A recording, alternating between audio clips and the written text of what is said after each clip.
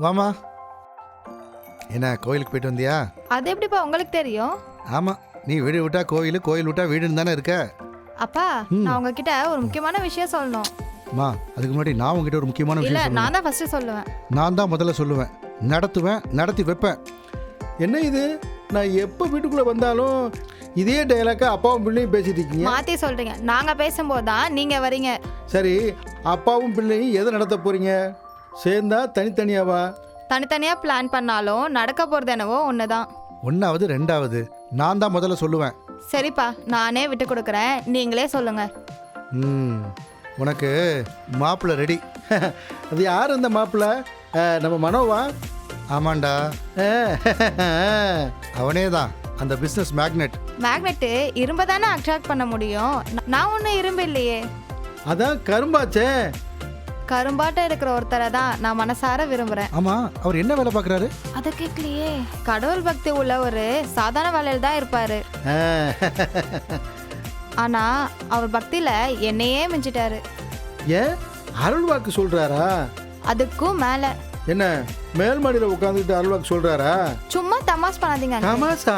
அவரு கடவுளோட அடியார்கிட்ட எல்லாம் பேசுறாரு.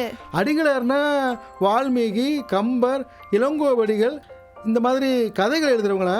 உங்க லிஸ்ட்லே இல்லாதவரு, ஆனா உங்க பேரு உள்ளவரு. அருணகிரிநாதரா? முத்தைத்தருங்கிற பாடல் பாடினவரா? கரெக்டா சொல்றீங்களே. அந்த பாட்டை நான் தானமா பாடினேன். என்ன நீங்க பாடுனீங்களா? நீங்க தான் இன்னைக்கு காலைல கோயிலுக்கே வரலையே. இல்லை, அந்த பாட்டை வீட்டில் பாடினேன்.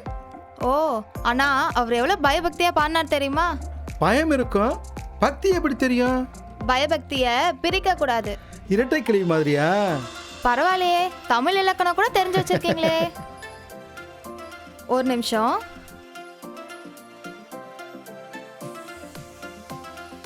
புது நம்பரா இருக்கே.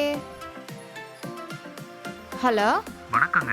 இன்னைக்கு காலையில கோவில்ல பார்த்தோம்ல, நான் தாங்க பேசுறேன். ஓ அவரா? அவசரத்துல உங்க பேரை கேட்க மறந்துட்டேன். ஆமா, உங்க பேர் என்ன? அது வந்து இங்க என்ன பேருன்னு சொல்லலையே. என்ன வளர்றீங்க? ஆமா, வளரல. உங்க பேர் என்னன்னு சொல்லுங்க. அது வந்து சோனாச்சலங்க. சோனாச்சலமா? சாமி பேரு? ஆமாங்க. இத சொல்லுவா இவ்வளவு நேரம் தயங்குறீங்க? இல்லங்க, பேரு ரொம்ப பழசா இருக்குன்னு சொல்ல வெக்கமா இருந்தது, அதனாலதான். சரி, என்னங்க விஷயம்? இல்ல, உங்க அப்பாவை பார்க்க வர சொன்னீங்க. ஒரு வாரம் கழிச்சு வரவா? ஏன் ஒரு வாரம்? அதுக்குள்ள அந்த மனம் முந்திட்டானா? யாருங்க? நானா? என்னாச்சு உங்களுக்கு? மனவும் உங்களுக்கு தெரியாதே. ஆமாங்க, மனோன்னு எனக்கு யாருமே தெரியாது. அப்புறம் ஊர்ல எனக்கு ஒரு வேலை இருக்கு, நான் போயிட்டு ஒரு வாரத்துல வந்துடுறேன். சரி வாங்க, உங்க அம்மா அப்பாவையும் கூட்டிட்டு வாங்க. ஐயோ, அத பத்தி சொல்லவே இல்லையே. அதான் இப்ப சொல்றேனே. சரிங்க, நான் செட்டப் பண்ணிட்டு வந்துடுறேன்.